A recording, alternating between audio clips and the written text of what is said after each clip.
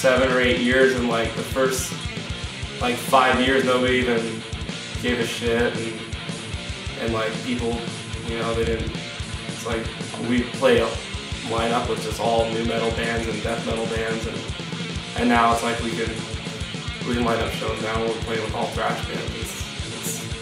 It's good for us. Just like when we started doing it, it's like what, 2000, we got together as a band, played covers, like we kind of got to the feeling like there's no band doing what we want to hear anymore. It's like it's just not there, nothing. So we then do it ourselves, screw it. So we started writing songs, and it was just thrash, yeah, and that's what came out. It's just that's what we wrote. That's how it worked. Pretty much us, Bristol Death, you know, pretty much started the whole scene, but like all these bands came out, like Warbringer. I mean, Warbringer was around, but they didn't really play shows with us.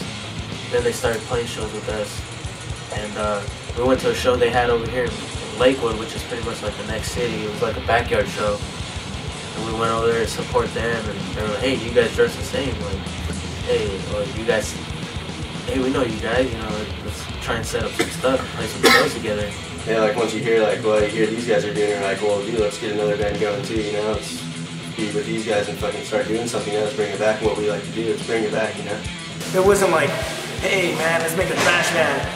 It wasn't even like that. It was just like, dude, he was like, man, I want to make a band that has solos, and I was like, dude, I just want to make a band that fucking is aggressive, because I was just coming out of the whole punk thing, and I was like, yeah, dude, let's fucking do this. It seemed like, at least in Arizona, I can't speak for the whole, you know, country scene, but it seemed like it started to kind of burn out of like, everything got really, really technical, and a lot of it was leaning towards death metal, and it got to a point where it's just like, what the fuck else do you do? Like, we're playing 300 beats a minute, the fastest sweep picking you've ever seen, and I feel like it hit kind of a peak, and people were just like, this isn't fun anymore, you know? Like, what happened to the rock and the, you know, the moshing and all the fun stuff? And I mean, well, what else is there to say?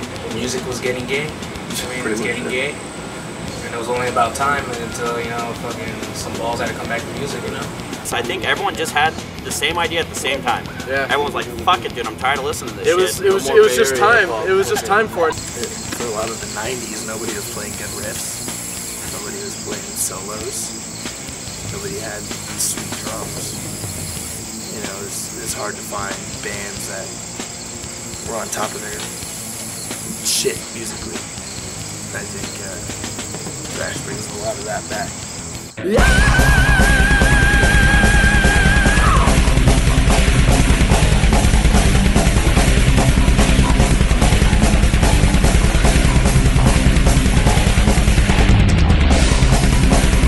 You get this new metal shit, you get the hardcore shit, everybody thinks that's metal, and then people who really like metal have to look back to find the actual good shit. When they look back that far, they see in the 80s the biggest bands around were the thrash bands.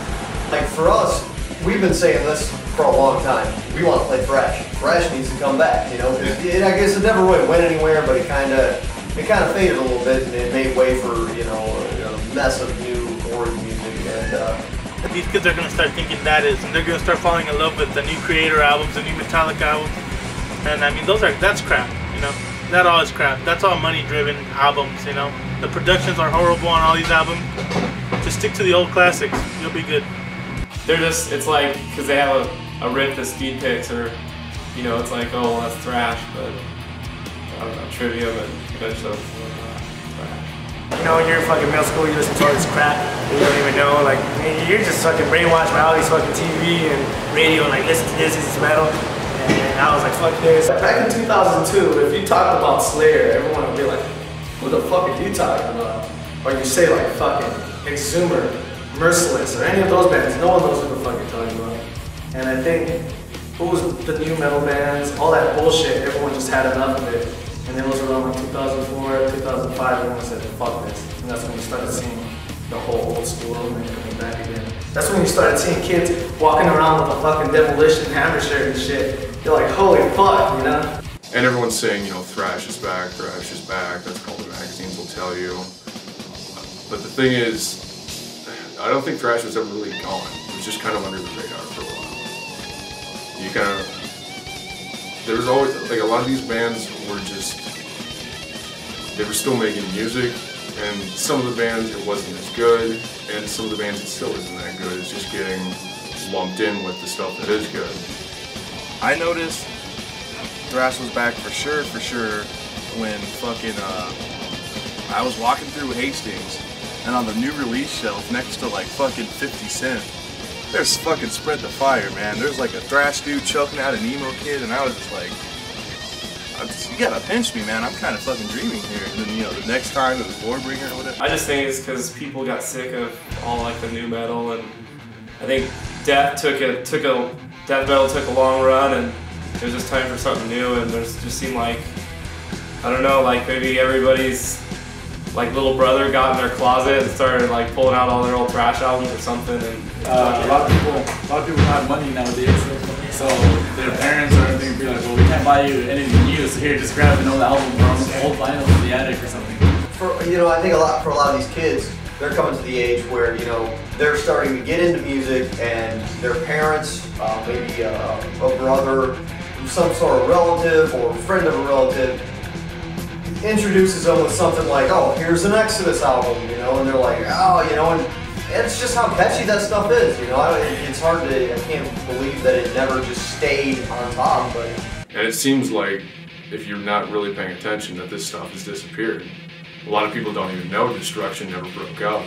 It's just they couldn't find a label for the longest time, and they've still been going since the early 80s. It's almost impossible to find their records from about 1990 to about 2000 because they couldn't find a label.